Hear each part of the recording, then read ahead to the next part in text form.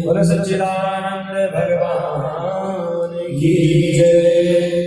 जैसे कि देवी हमारा कृष्ण में छोड़ कर चले गया, रो पड़े सारे ग्वाल दौड़े दौड़े गए यशोदा जी के पास, माता जी के पास कि कन्हैया ने यमुना में छलांग लगा दी। सबने कहा यमुना में छलांग लगा दी।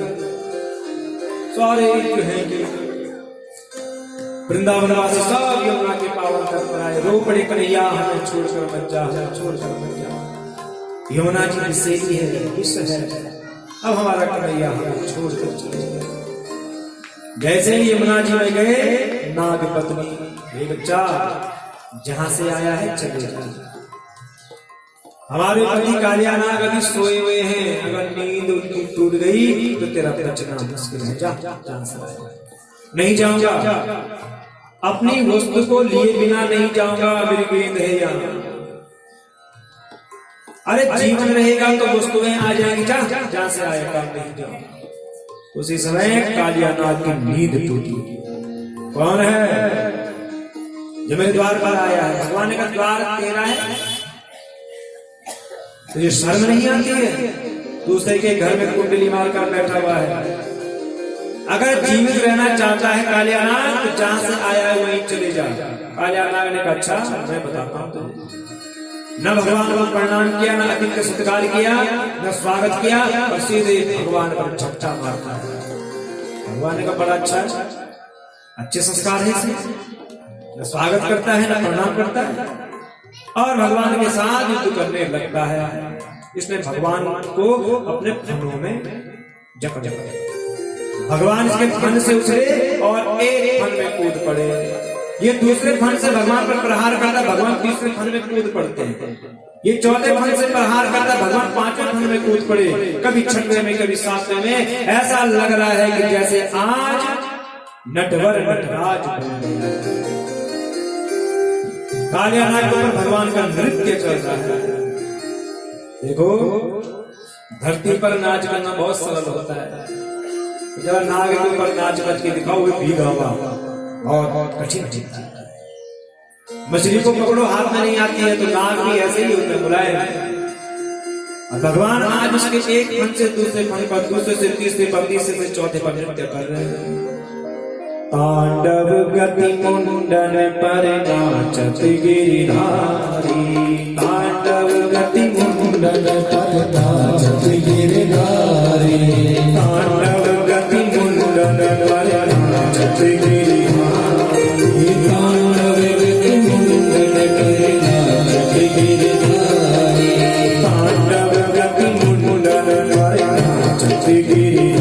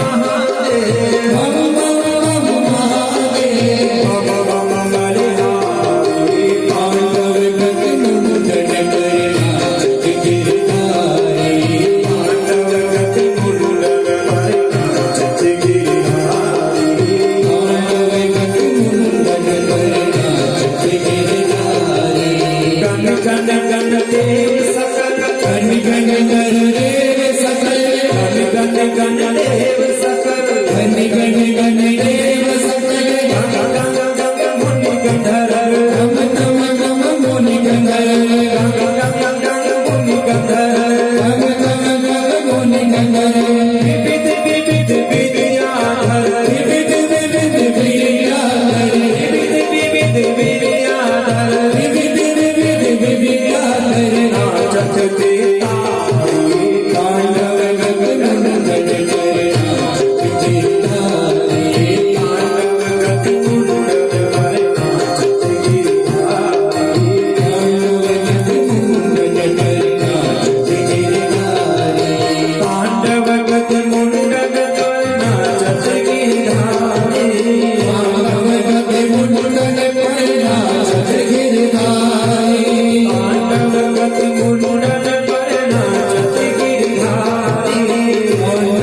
गति मुंडन पर नाचत गिरधारी तांडव गति मुंडन पर नाचत गिरधारी तांडव गति मुंडन पर नाचत गिरधारी तांडव गति मुंडन पर नाचत गिरधारी तांडव गति मुंडन पर नाचत गिरधारी नाचत गिरधारी नाचत गिरधारी नाचत गिरधारी नाचत गिरधारी नाचत गिरधारी नाचत गिरधारी नाचत गिरधारी नागराज भगवान की जय। भगवान सुंदर नृत्य कर रहे हैं। कालियानाग ने जब देखा कि पर ब्रह्म परमेश्वर है तुरंत चरणों में गिरे, मेरे प्रभु क्षमा करना मुझे नहीं पहचान पाया, क्षमा करना। क्या आज्ञा है मेरे लिए? भगवान ने कहा आज्ञा यही है अपने स्थान पर चले जाओ जहां से आया।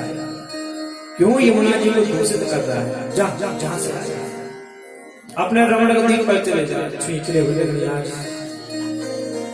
तुम उन छुई लगन किसने बैठ जावा जय छुई लगन वेगा वास्ता किसने और किसने भी तुम छुई लगो लगता जो यहाँ पर पुरुष वर्ग आए कथा सुनने के लिए मैं धन्यवाद देता हूँ। तो बहुत कम जगह है जहाँ पुरुष आते हैं कथा सुनने में और वही पुरुष आते हैं जो भाग्यशाली होते हैं। अच्छा लगता है नहीं तो धर्म की जो मर्यादा है जो धर्म है वो माताओं पर जीवित है। आज सबसे आगे मातृशक्ति पुरुष जहां स्थान में रहते हैं भगवान की कथा में रहते हैं तो धन्य है, उनके लिए हम धन्यवाद देते हैं। तो मेरी प्रार्थना है कि सावधानतया सुनो। देखो पाप लगता है जो कथा में बिगड़ डालता है। निंदा भंगम कथा छेदम दाम्पत्यो कीर्तिवर्धनम। कोई सोया हुआ है जबरदस्ती उठ रहे खड़े सोया है या सोने दो उसको। ठीक है अगर कोई संकट है भूकंप आ रहा है तो तब तो उठाओ, तब तो ठीक है उसके लिए जान बचाने का। पर सोया है बेचारा उठ खड़ा जबरदस्ती क्यों उठा रहे उसको? पाप लगता है, नरक लगता है। मत उठाओ उससे कभी। निंदा भंगम कथा छेदम। सुंदर कथा चल रही है और बीच में थोड़ा भी व्यवधान हुआ तो नरक जाना पड़ता है। विश्वास नहीं है तो देवी भागवत देना, आजकल बाजार में हिंदी में भी है, उसमें पढ़ना श्लोक लिखा हुआ है देवी भागवत का। दाम्पत्य कीर्तिवर्धन। सुंदर पति पत्नी के बीच में प्रेम है और किसी ने फूट डाल दी तो उसको नरक जाना पड़ता है। जो फूट डालता है निंदनीय कर्म है, निंदित कर्म है। ग्रस्त में जो फूट डालता है अरे तेरी पत्नी तो ऐसी, अरे तेरे पति तो ऐसे, ऐसा काम कभी नहीं करना चाहिए। किसी के ग्रस्त को बिगाड़ने का हमें कोई भी अधिकार नहीं है। न करो ऐसा, मत बिगाड़ो किसी की अच्छी इच्छा से ग्रस्त। पाप लगता है। तुम्हें यही प्रार्थना करना शांत होकर कथा को सुनो। कथा जीवन की हर व्यथा को मिटाती है। भगवान ने कहा जा रमणवती पर्वत पर चले जा, पर वो नहीं जाऊंगा वहां। क्यों? गरुड़ जी मुझे ढूंढ रहे हैं, मैं वहां जाऊंगा मुझे मार डालेंगे। भगवान ने कहा क्यों मारेंगे? प्रभु हर अमावस्या में एक सांप रखा जाता था गरुड़ जी के लिए और गरुड़ जी से आने से पहले उस सांप को मैं खा लेता था। गरुड़ जी बड़ी क्रोधित है, मुझे ढूंढ रहे हैं, यमुना जी में नहीं आ सकते हैं। वो 100 भरी की पाली हुई ऋषि, उन ऋषि ने यहाँ मछलियां पाली हुई थी और गरुड़ जी ने उन मछलियों को खा लिया था। तो ऋषि ने साफ किया है कि गरुड़ जिस दिन तू यमुना में आएगा तेरी मृत्यु हो जाएगी। तो प्रभु गरुड़ जी यमुना में नहीं आते हैं, इसलिए मैं यहाँ सुरक्षित बैठा हुआ हूँ। भगवान ने कभी तूने ऐसा काम किया ही, उनका भोजन तूने क्यों खाया? यही तो होता है जो दूसरे का अन्न खाता है, दूसरे की वस्तु पर कुंडली मार के बैठता है, उसे जो कि छिप कर ही रहना पड़ता है। उसे भय रहता है कि कहीं मैं पकड़ा न जाऊं। उसी कालियानाग की तरह है जो छिप कर रहता है। भगवान ने कहा चिंता मत कर, जा तो रमण द्वीप पर। तुझ पर मेरा स्पर्श हुआ है, गरुड़ मेरा वाहन है, वो तेरा कुछ नहीं बिगाड़ेगा। अच्छा तो बोलते हैं भगवान कालियानाग में खन में है, एक हाथ पर बांसुरी है, एक हाथ पर गेंद है, और यमुना से बाहर निकल पड़ते हैं। सबने भगवान का दर्शन किया, पुष्पों की वर्षा करते हैं और सब बड़े प्रसन्न हो जाते हैं। बोलो नागराज भगवान की जय। और कालियानाग भी सीधे रमणवती पर्वत पर चले जाते। गरुड़ जी को पता चला कि कालियानाग आ गया। जैसे आते हैं कालियानाग के समीप गए, जैसे ही अपना मुंह खोला, चोंच खोली, देखा कालियानाग के फन पर भगवान श्री कृष्ण जी चरण कमलों का चिन्ह बना हुआ है। हाथ जोड़ा गरुड़ जी ने, मेरे प्रभु आपको कोटि कोटि प्रणाम। और गरुड़ जी सीधे चले जाते हैं। नहीं मारा कालियानाग को, क्योंकि भगवान का स्पर्श हुआ है। श्याम गंगा अजीब है, ये तो दिल जलों के नसीब है। भगवान की भक्ति, भगवान का स्पर्श उसी को होता है जो उससे संबंध जोड़ता है। उससे संबंध ही नहीं होगा, उससे प्रेम ही नहीं होगा, तो वो कहां अपना जो है हमें बनाएगा। उसके लिए तो उसका दीवाना बनना पड़ेगा, उससे प्रेम करना होगा, तब जाकर वो हमारा दीवाना होगा। यह है भगवान जो सब पर अपनी कृपा करते हैं। आज जो है कि यमुना जी को सुंदर कर दिया, स्वच्छ कर दिया, जो यमुना जी की शैली होगी।